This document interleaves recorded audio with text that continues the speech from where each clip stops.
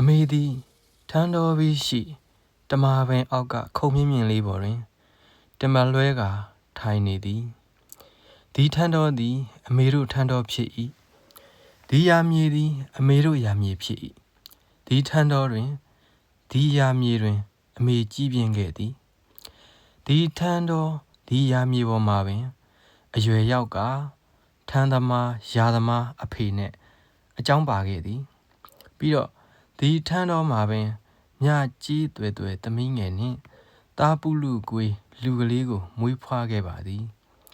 အဖေအမေသမီးမြကြီးနှင့်တာမောင်ထွေးတို့သည်တောင်သူရာလုတ်ဓမ္မခုတ်ဆိုသောဘဝဖြင့်ခက်အေးအေးပင်နေထိုင်ခဲ့ပါသည်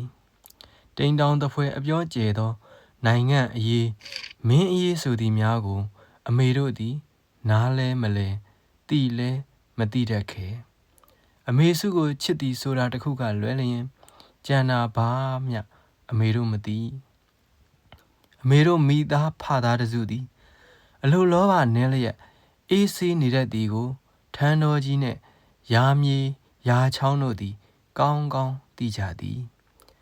ထန်းပလက်တဲကုတ်နတ်ရုပ်ထင်းနေဆိုခြင်းဆို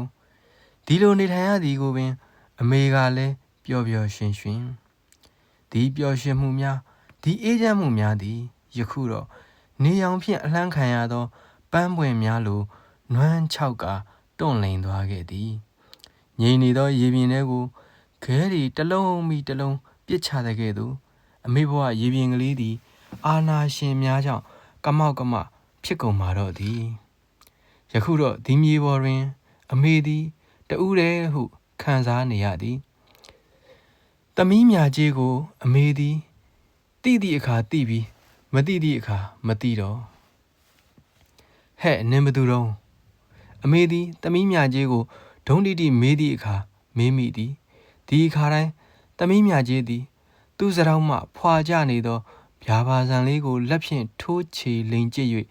ငိုရှိုက်တက်မြဲဖြစ်၏ဒီနေ့ဒီလဲအမေသည်ဒီခုံလေးပေါ်တွင်ထိုင်မိပြန်သည်အမေသည်ငောင်ဆင်းဆင်းထိုင်နေလျက်ကတောင်တောင်အီအီငေးနေသည်ຫນွေဦးလေဖြင့်လွင့်လာသောလက်ထုတ်ပန်းရနံ့သည်အမေ၏ဝန်းကျင်တွင်ပြန့်နေသည်ထမ်းမင်ကြီးများသည်သူတို့ကိုမဲမဲကြီးများကိုလှုပ်ရမ်း၍အမေကိုငုံကြည့်နေကြသည်အမေကတော့ထမ်းမင်တွေကိုလည်းမော့မကြည့်လက်ထုတ်ပန်းရနံ့ကိုလည်းခံစားမသိဝန်းကျင်ကိုလည်းငဲ့မကြည့်အမေသည်လောကကြီးနှင့်လွတ်ကင်းနေသည်အတွေ့ရလိုင်းစီး၍အမေသည်မျောချင်ရာသို့မျောနေသည်ထလံများဖြင့်တမာပင်ကိုဝိုင်းပတ်ကာဆောက်ထားသောဒီခုံဝိုင်းကလေးပေါ်တွင်အမေသည်တစုံတစ်ယောက်ကိုနေ့စဉ်ဆောင်ရင်းယခုကဲ့သို့ထိုင်နေခြင်းဖြစ်သည်ရွာ၏အရက်မျက်နှာအနှံ့မှလက်နက်ကြီးတွေထုသံပြစ်တံကြားလဲအမေသည်ထမသွားစစ်ခွေးတွေလာတယ်ပြေးပြေးဆိုလဲအမေသည်ဟိုရခင်ကဲ့သို့ကြောက်လန့်တကြားထမပြေးဖြစ်တော့အဖေနှင့်အတူလက်နက်ကြီးထိမှန်ကခြေတော့တစ်ဖက်ဖြတ်လိုက်ရပြီးနောက်အမေသည်ဘာကိုမှမကြောက်တတ်တော့သူ့ခြေတော့ကိုဖြတ်လိုက်ရသည့်ထက်စစ်ခွေးတွေရမ်းပစ်တဲ့လက်နက်ကြီးထိမှန်ကအကြောင်းမဲ့အသက်ပြောက်သွားရသောအဖေအတွက်အမေသည်စွန့်ပို့၍လည်းမမေ့ပြောက်နိုင်ခဲ့တရားနာ၍လည်းမမေ့ပြောက်နိုင်ခဲ့လက်နက်ကြီးထိမှန်ဒဏ်ဖြင့်အမေသတိမျောနေစဉ်မှာပင်အဖေ၏အလောင်းကိုမြေချလိုက်သည်ဆို၏အမေသတိရလာတော့အမေတွင်ခြေတစ်ဖက်မရှိတော့ဒီနောက်တော့အမေသည်မကြာခဏအိမ်မက်ပါသည်အိမ်မက်ရောင်လျက်အိမ်မက်ထဲတွင်လမ်းလျှောက်နေတတ်သည်ယခုလဲဒီယာမြေဆက်ကတမာပင်လေးအောက်သို့အမေရောက်ခဲ့ပြန်သည်အမေ၏အိမ်မက်ထဲတွင်လက်နှက်တံများမရှိစစ်ခွေးတွေလာလို့ပြေးလွှားနေရတာမရှိစရောက်ဖားဖားဝေဝေနှင့်သမီးကြီးမြကြီးကိုစစ်ခွေးတွေတွေ့ပြီးမရင်းကျင်ခံရမှအတွက်ပူဝင်ခြင်းမရှိတားငယ်မောင်ထွေးပုလူကွေးအတွက်ရရက်မအေးရသောတောကများမရှိအမေ၏အိမ်မက်သည်အမေဖြစ်ချင်တာများကိုသာရွေးမှတ်သောငုတ်တုတ်ထိုင်လျက်မှတ်သောစိတ်ကူးအိမ်မက်ဖြစ်ပါ၏စင်စစ်ဒီတမာပင်ကိုပတ်ဝိုင်းကစောက်ထားသောထလက်ပြားခုံဝိုင်းလေးသည်တားငယ်လေးလက်ရဖြစ်၏တားငယ်သည်ထန်းတောင်သူကမွေးဖွားလာပြီးအရွယ်ငယ်ငယ်ဖြင့်ပင်ထန်းသမားဖြစ်ခဲ့ရ၍ပင်လာမသိလူလုံးလူပန်းဆိုသည်မှာ ရှင်လိန်ပြန်ပြီးတဲ့ကနေတဟုံဟုံထွာလာခဲ့၏အသားညိုညိုလူပုံတောင်းတောင်းဖြင့်အမေ၏အားကိုးစရာသားမောင်ညိုလှထိုသားငယ်သည်ထမ်းလက်ထမ်းလျှော်များဖြင့်ပြုလုပ်ရသောလက်မှုအတက်များကိုဘယ်ကတက်ခဲ့သည်မသိတက်မြောက်ကျွမ်းကျင်၏ထညက်တို့ပဲတို့ထက်ရသောထမ်းလျှော်တောင်းထမ်းလျှော်ဖြင့်ရက်ရသောနွားနှုတ်သီးစွတ်ထမ်းလျှော်ပြားထမ်းပလက်ကလက်ထိုင်စသဖြင့်လူကလေးမောင်ထွေးပုလူကွေးသည်ပြုလုပ်တတ်ပါသည်ထိုလက်မှုပညာမှရလာသည်များသောငွေစာလေးများကိုကြစ်ကြစ်ဆုပ်၍အမေရော့ပြဟုလိမ္မာရင်ကြီးပြီးကန်းသည်၏ဒီလိုလိမ္မာလူလှသားရွှေများကိုအမေသည်လွမ်းလှပါသည်ထိုအလွမ်းဖြင့်သားပြန်လန်းကိုအမေသည်ကြိုနေပါသည်ထိုအလွမ်းဖြင့်အမေသည်ပစ္စုပန်မှခွဲထွက်လျက်စိတ်ကူးကဘာတွင်မွေ့ပျော်တတ်သည်အမေသည်တွေးချင်ရာအတွေးဖြင့်နှင့်လျက်ငေးမြဲငေးနေ၏အမေ၏အငေးထဲတွင်ပုံရိပ်တို့သည်ဝိုးတဝါထင်နေသည်ခြေတစ်ဖက်သည်မြေနှင့်လွတ်လျက်လှုပ်လီလှုပ်လက်ဖြစ်နေ၏အခြားခြေတစ်ဖက်ကတော့အမေတွင်မရှိတော့ຢာထဲတွင်ပဲများဆိုင်သောတရက်ကအဖေနှင့်အတူတူလက်နက်ကြီးထိမှန်ခဲ့၍အမေခြေတစ်ဖက်ဖြတ်လိုက်ရ၏ခြေတစ်ဖက်ငုံတို့ဘဝဖြင့်တမာပင်အောက်ကထမ်းလက်ခုံကလေးပေါ်တွင်အမေသည်နေ့စဉ်ထိုင်လေးရှိသည်အမေသည်ထိုခုံပေါ်ထိုင်လျက်တစုံတစ်ယောက်ကိုနေ့စဉ်စောင့်နေခြင်းဖြစ်သည်အမေမှာမျှော်စရာဆို၍ဒီသားလေးပဲရှိပါ၏သားကလေးသည်ရက်ဆက်တက်သူမဟုတ်ပါပဲအဖေဆုံးတော့လဲမလားအမေချီဖြတ်တော့လဲရောက်မလာပဲနေရက်နိုင်အား၏ရော့ဝါရီလိုဘဲကိုများလွင့်နေပါလဲဟုအမေသည်စိတ်ပေါက်ပေါက်ဖြင့်ခရောက်ခရက်တွေးတတ်၏တရက်တုံးစီတော့မောင်ထွေးလဲမလာဘူးသမီးရဲ့ဟုအမေသည်ညှီးမိသည်သမီးမြကြီးမိန်းကလေးသည်အမေထံသို့သတင်းစိုးကိုငိုရှိုက်ကပြောပါသည်ပေါက်ကရတွေပြောနေသောသမီးမြကြီးမိန်းကလေးကိုအမေသည်စူငေါက်ပြလိုက်သည်ပြီးတော့အမေသည်မျက်ရည်တွေပေါက်ပေါက်ကျလာသည်ဒီနောက်တော့အမေ၏စိတ်ကူးကဘာတွင်သားနှင့်အမြဲဆုံတွေ့ပါသည်အမေ၏မျက်လုံးတို့သည်ဟိုရခင်ကဲ့သို့လက်ဖြာကြည်စင်မနေတော့မျောလင်းချက်များကင်းမဲ့လျက်နှွေလဲရာပြင်ကြီးကဲ့သို့အဆိုရက်ပြောက်ကမွေးချောက်နေ၏စင်စစ်အမေသည်ဒီနေရာလေးတွင်သားကလေးပြန်လာလိမ့်နိုးဖြင့်မျှော်ကိုးနေခြင်းဖြစ်သည်သားပြန်လန်းကိုကြိုသည့်အနေဖြင့်နေ့စဉ်ထိုင်နေခြင်းဖြစ်သည်သားသည်လာလိမ့်မည်ဟုအမေယုံသည်တနေ့သောတရက်တွင်တနက်ကိုပိုးထမ်းလွယ်လျက်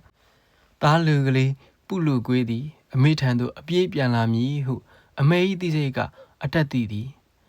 တရက်နှစ်ရက်သုံးရက်ငါးရက်တမပင်အောက်တွင်အမေထိုင်ပြီးရက်တပတ်ခန့်အကြာတွင်အမေ၏နားထဲသို့အတန်တစ်ခုသည်ကြည်ကြည်လှလှချိုမြစွာတိုးဝင်လာသည်အမေရေအမေပြိုးအမေ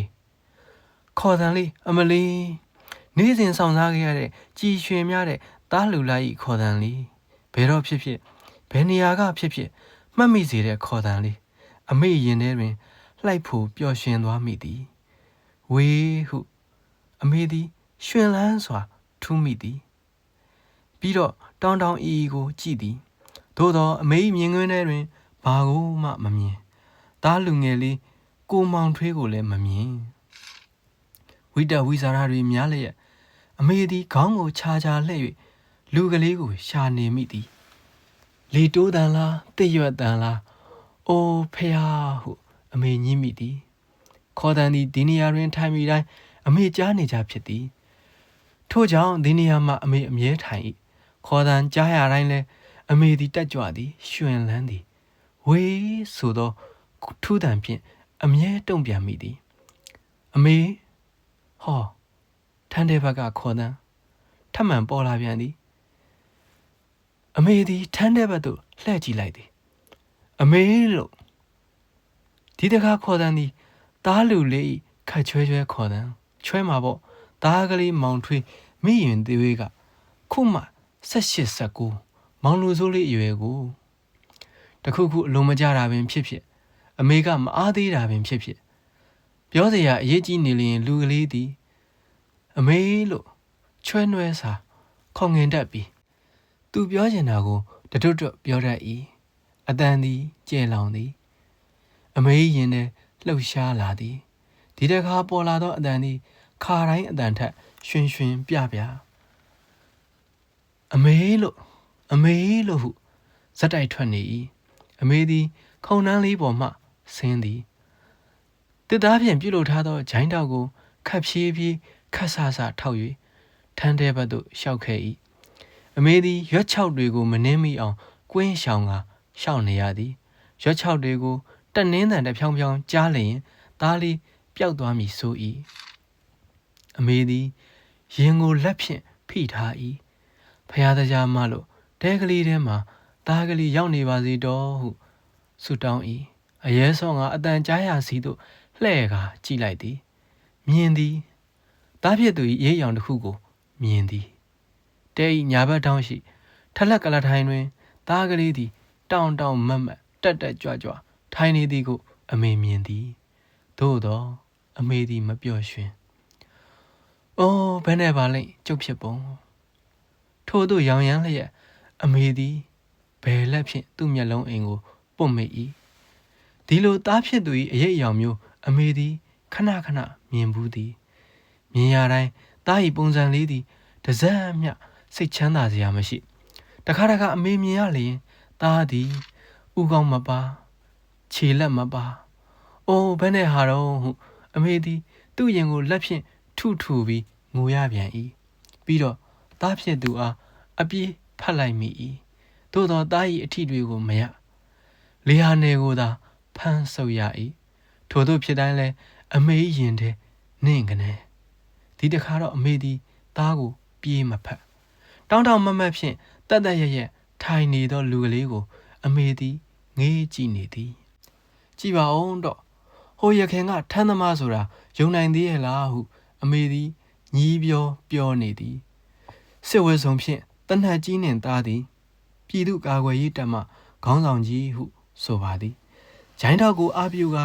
ရိုင်နဲ့ရက်လျက်သားကိုငေးကြည့်နေမိ၏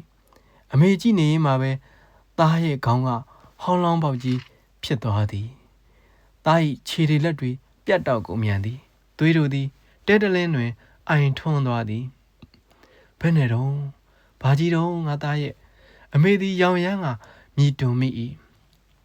အမေသည်အရေးအယောင်ကိုသာမမိတ်မတုံစိုက်ကြည့်နေမိသည်သားသည်အမေဘက်သို့လှည့်လာကပြုံးပြသည်မျက်လုံးများမပါနှရွက်များမပါတော့လဲသား၏အပြုံးသည်ချုံမိန်လုံးပါသည်အမေကြည့်နေရင်မှပဲတဖြည်းဖြည်းနဲ့သားကပဂရိလူကြောလေးဖြစ်လာပြန်သည်အမေ၏ရင်ထဲကြည်နူးချမ်းမြေသွားသည်ခါတိုင်းတော့ငါလိုတိုင်းသားရဲ့အပြုံးများမြုံမုံလိုပျောက်ကွယ်မသွားပါစေနဲ့ဟုဆုတောင်းနေမိသည်ထိုစဉ်သားကရှေ့သို့တိုးလာသည်သားသည်အမေအားသူ့လက်ကလေးပေးကမ်းလာသည်အမေသည်လက်ကိုပြန်လှည့်မကမ်းမီအမေရင်သည်ခုန်လှုပ်ခြင်းစိုးရင်ခြင်းများစွာနှင့်အဘယ်ကြောင့်မူသား၏လက်ကိုအမေမထိရက်သား၏လက်သည်လေဟာနယ်ဖြစ်သွားမှာဆိုသည်ထို့ကြောင့်မမိတ်မသုံးကြောက်ရွံ့ပါမှာထိုစဉ်သားသည်အမေ၏လက်အားဖွာဆုပ်ကိုင်သည်ပြီးတော့ဂျိုင်းတောက်ကိုတွန်းဖယ်၍သူ့ကိုမှီစေ၏သား၏လက်နှင့်အမေ၏လက်ထိမိကိုင်မိသည်နှင့်တပြိုင်နက်အမေသည်ကြက်သီးမွေးညင်းများရိုးရင်းချင်စီအထိစိတ်ဝင်သွားသည်အမေ၏စိတ်သည်တအံ့တော်ယခုမူသား၏လက်ကလေးများခါတိုင်းနှုံးကအတိုင်းလေဟာနဲ့မဟုတ်အမေနှင့်ဓာတ်ကူးသလိုသား၏အပြုံးများသည်လည်းခါတိုင်းနှုံးကအတိုင်းမြုံမုံလိုပျောက်ကွယ်မသွားခါတိုင်းနှုံးတွေကထက်ချိုများဒီနေရာကြီးမှာပူတဲ့နဲ့အမေဘာလုပ်နေတာတော့အမေသည်အလိုလိုနေရင်ပြုံးမိသွားသည်အမေကျုပ်ကိုစောင့်နေတာလားသားကလေးမောင်ထွေးပုလူကွေးသည်တနတ်တလက်ကိုကြောမှာပိုးလျက်နှွေးထွေးပြောသည်အမေသည်ပါဇက်ကလေးလှုပ်ရှားပွင့်အားလာရင်အာယူကအတန်တစ်ခုကိုရေရွတ်လိုက်သည်သားလူကလေးအမေသားကလေးသား၏အပြုံးသည်ချိုမြသွားသည်ဗျာအမေနေကောင်းလားကျုပ်ပြန်လာပြီလေရန်သူတွေကိုအမေသားနိုင်တယ်ဗျသိလားသားသည်သူ့ထုံးစံအတိုင်းစုံနေအောင်ပြောနေသည်အမေကိုဂုံယူကြွားနေသည်အမေသည်မျက်နှုံးမွတ်သိပ်စွာသား၏မျက်နှာအားလက်အစုံဖြင့်ပုတ်သက်သည်တကယ်ပဲကိုသားတကယ်ပြန်လာပြီကို ဒါတကယ်အိမ်မက်နေတာမဟုတ်ဘူးကိုခါတိုင်းတော့ကတားလက်ကိုအမေဒီလိုထိလို့မရဘူးတားကိုဟော့တယ်လို့ပွေ့ဖက်လို့လည်းမရဘူးရွာထဲကလူတွေရဲ့ပေါက်ပန်းစကားတွေကိုကြားပြီးအမေမှယူနေတာကွယ်သိရလားမင်းကလည်းနေနိုင်လိုက်တာကွယ်ဘာလို့ဒီလောက်အကြာကြီးအဆက်အသွယ်ဖြတ်ထားရတာတော့တားရဲ့အမေသည်ညူစုစိတ်တဝက်အားတက်စိတ်တဝက်ဖြင့်တားလူကလေးကိုမောင်ထွေးကိုပြုံးရကကြည့်ရင်စကားဆိုနေ၏အမေ၏မေးတံအဆုံးတွင်တားဘကအတန်သည်တိတ်ဆိတ်သွားသည်ပြောပါအောင်လူကလေးရဲ့အမေတို့အတွက်လူကလေးက PDF ဆိုတဲ့အမည်ကြီးနဲ့စစ်တွေတိုက်တာဆိုအရက်ထဲကလူရှုပ်လူဝေတွေကိုတားတို့ကတရားစီရင်တာဆိုကြည့်ပါအောင်တော့တနက်ကြီးကလည်းနဲတာကြီးမဟုတ်ဘူးတော့ကောင်းလိုက်တဲ့အမေသားတော်လိုက်တဲ့ငါသားဒီတနက်ဆိုတာကြီးနဲ့အာနာယူတွေကိုပြစ်တယ်ရတာပေါ့နော်ဒါသည်အမေအားမမိတ်မတုံစိုက်ကြည့်ရင်ပြုံးရွှင်စွာခေါင်းငိမ့်နေ၏ဒါ၏အတန်များတိတ်ဆိတ်သွားလျင်အမေ၏ရင်ထဲတွင်ထိတ်လာသည်စိုးရင်စီများလဲဝင်းလာသည်နှမျောတွန့်လို့စိမ်များလဲဖြစ်လာသည်ဒါသည်လေးလိုပေါ်လာကမြုံမုံလိုပျောက်ကွယ်သွားမည်ကိုအမေဆိုးပါသည်မျက်စိကိုဇုံမှိတ်ရင်းဒါ၏လက်ကိုတင်းကျပ်စွာစုပ်ကင်ထားမိသည်ခဏကြာသွားသည့်တိုင်ဒါ၏အသားဆိုင်များအမေ၏လက်ထဲတွင်ရှိနေစေအမေဝမ်းသာသွားသည်ဒီတစ်ခါအိမ်မက်မဟုတ်အမလေးအလားလားအရရက်ကစောင့်ခဲ့ရသောလူကလေးမောင်ထွေး၏အထီအတွေ့မလို့တမရွာထဲကဟာတွေကတားကလေးမောင်ထွေးစစ်ခွေးတက်လို့တေးပြီးတဲ့ဟုပြောတာများနည်းနည်းမှအမေနားမှာမကြားနိုင်ပါဘူးဒီရွာထဲကဟာတွေကဒလန်တွေအမေကိုများမဥမချော့လာပြောကြရဲ့ဘာလဲဟဲ့အမေသားမောင်ထွေးတိုင်းပြည်အတွက်အသက်ပေးသွားတာတွေရောအမေမျိုးသားကိုစိန်လာကြီးစစ်ခွေးပြစ်တဲ့လက်နက်ကြီးထီလို့ပွဲချင်းပြီးဆုံးသွားတာတွေရောပောက်ကြရပါရဲ့ကြံရောက်တကားပေါက်ចောင်းဆော်စကားတွေရွာထဲကလူတွေများမဟုတ်တန်းနေရပြောရမယ်ဆို2ယောက်မရှိတော့အမေသည်ဟိုတီတွေးလျက်တာအားနှွေးထွေးမှုကရုဏာဖြင့်ငေးကြည့်နေပြန်၏ရွာထဲကလူတွေ၏မဟုတ်တန်းနေရစကားတွေကိုတားကိုပြောပြအောင်မည်ဟုဆုံးဖြတ်၍တားကိုကြည့်လိုက်သည်မြင်လိုက်ရသည့်မြင်ကွင်းကြောင့်အမေသည်ထိတ်လန့်သွားသည်အားပြူထားသောဂျိုင်းနောက်ကြီးလွတ်ကျသွားသည်ထန်းတဲ့ရှိတွင်အမေသည်ပုံလဲသွားသည်ယူယုံမရခံစားလိုက်ရသည်ကြားလိုက်ရသည့်အတန်ကြောင့်လည်းယူမတက်ခံစားလိုက်ရသည်ဟော့တော်ဘယ်နဲ့ကြီးတော့တားကဘယ်မှာတော့အမေသည်ကြောင်စီဖြစ်လျက်တောင်အီငေးကမေးမိ၏ယူယုံမရစွာတားဟုတန်းတအော်ခေါ်လိုက်သည့်တခဏအမေ၏ကိုယ်သည်ငေါက်ခနဲထိုင်မိလျက်သာဖြစ်သွားသည်အမေ၏အတန်ကြောင့်ဘေးမှနိုးသွားသောသမီးကြီးမြကျေးသည်အမေရဲ့အိမ်မက်တွေမက်ပြန်ပြီလားဟုကရုဏာတက်စွာမေးသည်အမေသည်ဘာမျှပြန်မဖြေတာအမေစီပြန်လာပါအမေစီပြန်လာခဲ့ပါဟုယူယုံမရစွာဆိုရင်မျက်ရည်တို့သည်ကျရပြန်သည်သမီးမြကျေးသည်အမေအားကရုဏာတက်စွာပွေဖက်သည်အမေသည်ယုံသည်ဖယ်စမ်းပါမလေးရဲ့ဟိုမှာညီအဖေနဲ့ညီမောင်လေးရောက်နေတယ်အမေသည်ယုံလျက်ထဟန်ပြင်၏သမီးမြကျေးသည်မျက်ရည်များဖြင့်အမေကိုတား၏ဟော့တော့ဒါအမေတို့အိမ်လည်းမဟုတ်ဘယ်တော်တဲ့ဘယ်တောင်ကြားတဲ့ရောက်နေတာတော့ဟဲ့သမီးမြကျေးကိုမေးလျက်အမအောက်တွင်ဝိုးတဝါမြင်နေရသောပုံရိပ်များကိုအမေလိုက်ကြည့်သည်ဟိုဘက်တဲထောင်တွင်စားအိုးစားခွက်တွေဟိုနားလှမ်းတွင်ကလေးငယ်တွေနွားတွေလှဲတွေအိုဘက်နဲ့ပြုတ်စာပြင်းတောင်းတွေအမေသတိထားလေဒါစစ်ဆောင်စခန်းလေအမေတို့ကျုပ်တို့ဒီစခန်းကိုရောက်နေတာ3လတောင်ကြော်ပါပကောလားအမေထမင်းတောင်လူပေးသူပေးအလူရှင်တွေပေးတာနဲ့စားနေရတာအမေသမီးမြကျေးသည်တိမ်ငယ်လေးတန်းလေးဖြင့်အမေကိုပြောသည်မအေကတော့ဘာမှမသိဟုတ်လို့လားအေးခုနကတော့ယာထဲကိုကျုပ်ရောက်ခဲ့သေးတာများညီကတော့ပလီတော့မယ်အမေသည်သမီးမြကျေးကိုကြည့်၍ညင်းပါသည်သမီးမြကျေးသည်ပေါင်တစ်ဖက်ပြက်လျက်စိတ်လဲကြောက်ကြရဖြစ်နေတဲ့အမေနှင့်ပြိုင်မငင်းအေးပါအမေရဲ့ဒါဆိုလဲပြိုင်အောင်တော့အစောကြီးရှိသေးတယ်အမေသည်ဘာမှမပြောခေါင်းပိန်ပိန်လေးပေါ်သို့ခေါင်းတင်လျက်လှဲချလိုက်သည်အေးတော့ပြောတော့မည်မဟုတ်ဆိုတာအမေသိသည်ဟိုဘက်လူးလိုက်ဒီဘက်လူးလိုက်တိုင်းဝါးကလေးခင်းထားသောကြမ်းတဲပြင်သည်ကွီစီအီစီမြည်နေသည်တောကောင်တို့၏ညွညွညံ့အတန်နှင့် တောကျက်တို့၏တွန်သံတွေကိုအမေကြားရသည်ကျက်တွန်သံများကိုနားဆင်၍အမေသည်မှတ်မိသည်မြဖះကုံတော်များကိုအိယာထဲကနေပွားနေပါသည်အမေကြီးထသမီးမြကြီးပြိုးပြိုးပြပြနှင့်လောလောပူပူအော်တန်ကြောင့်အမေသည်လန့်ဖြတ်ကငုတ်တုတ်ထထိုင်မိသည်ဟဲ့ဘာတော့နှုတ်ကထွက်ကြသွား၏လေရင်တွေအမေရဲ့ဂျက်ဖိုက်တာတွေတဲ့အမေရဲ့ဂျက်ဖိုက်တာတွေတဲ့အော်ဟစ်တံများပြေးလွှမ်းတံများဖြင့်အမေတို့၏စစ်ဘေးရှောင်စခန်းတစ်ခုလုံးအုပ်အော်တောင်းနှင်းဖြစ်သွားသည်ငြိမ်သက်နေသောစခန်းလေးပွက်လောရိုက်သွားသည်တောကျက်တောငှက်များတွန်တန်တိတ်လျက်ထိတ်လန့်ကပြန်ပြေးကြကုန်သည် MI-35 လေရင်တစ်စင်းနှစ်စင်းသုံးစင်းအေယာမငှက်ကြီးတွေလားကောင်းငင်တွင်ဝဲနေကြသည်ပြီးတော့ဂျက်ဖိုက်တာတစ်စင်းနှစ်စင်းစခန်းတွင်ရှိလူအကုန်ပြေးပေါက်ပိတ်ကထိတ်နေကြကုန်သည်ရောက်ရက်ခက်ကစူညမ်းနေသည်အမေပြေးတော့ပြေးအမေအော်တန်နှင့်အတူသမီးမြကြီးသည်အမေကိုစောင့်တွန်းလိုက်သည်ဝုန်းတိုင်းဖြင့်ပေါင်900ဘုံကျဲတံများဘယ်ရက်ကကြောက်ရောက်ပေါက်ကွဲမှန်းမသိအောင်ပင်ညံစံလွန်းပါသည်တရင်ကမှတရင်ကတခဏလေးပါလားသမီးမြကြီးတွန်းလှလိုက်သောအချိန်ဖြင့်အမေသည်15ပေအနက်ရှိကြောက်ထဲသို့1လိမ့်2လိမ့်5လိမ့်10လိမ့်ဂျိုင်းတော်တခြားလူတခြားဖြင့်လိမ့်ကျသွားပါသည်ဖះအိုးဖះဆိုသောအမေအတန်သည်လက်နက်ကြီးပေါက်ကွဲတံများအောက်တွင်တိမ်ဝင်ပျောက်ကွယ်နေသည်မြကြီးသမီးလေးအမေသည်လိမ့်ကျနေသောဒဏ်ရာတွေကိုမနာကျင်နိုင်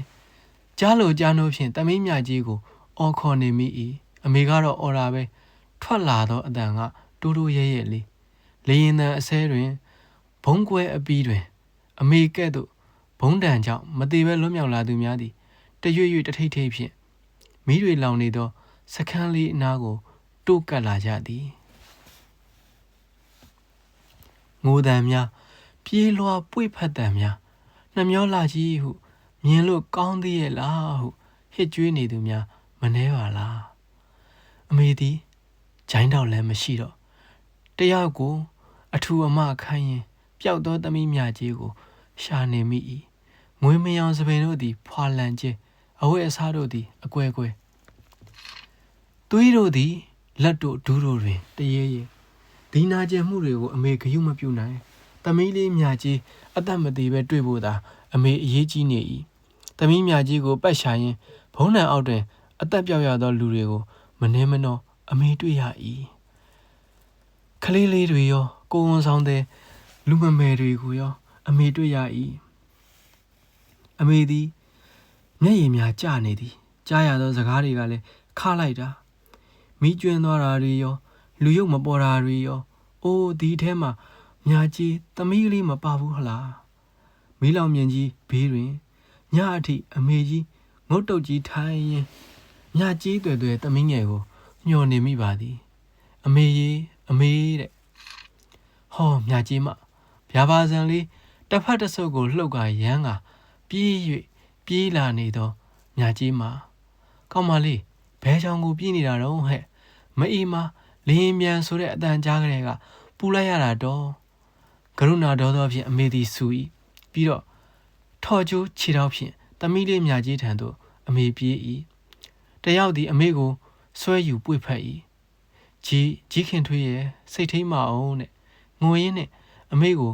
ပွေထားသည်ဟောတော့ဘာကိုစိတ်ထိန်ရမှာတော့ဖဲကြီးဖဲဟိုမှာကျုပ်သမီးမြကြီးဗျာပါစံလေးလှုပ်ပြီးမိဘုံဘေးမှာထိုင်းနေတယ်ညမမြင်ဘူးလားတာပုလူကွေကိုမောင်ထွေးရောတောင်ပါတယ်ဖဲကြီးဖဲစံထို့သူသည်မဖဲအမေကိုတိုးရည်သွားဖတ်တွေ့ထားသည်ဟဲ့လျက်ငိုလျက်ဖြင့်အမေသည်တယောက်၏ရင်ဝင်တွင်ပုံလဲ၍ကျသွားပါသည်ပြီးတော့သားလေးမောင်ထွေးပုလူကွေနှင့်သမီးမြကြီးအေးလေးကိုဖေးကြီးနှင့်တကွတွေ့ရပါ၏အမေသည်ပျော်သွား၏သားဖ3ယောက်ထံသို့အမေပြေးနေသည်တားဆီးမိသူမရှိဒီတစ်ချိန်မေမျောခြင်းကနေဘယ်တော့မှသတိပြန်မလဲပါစေနှင့်ဟုအမေသည်ဆုတောင်းမိပါ၏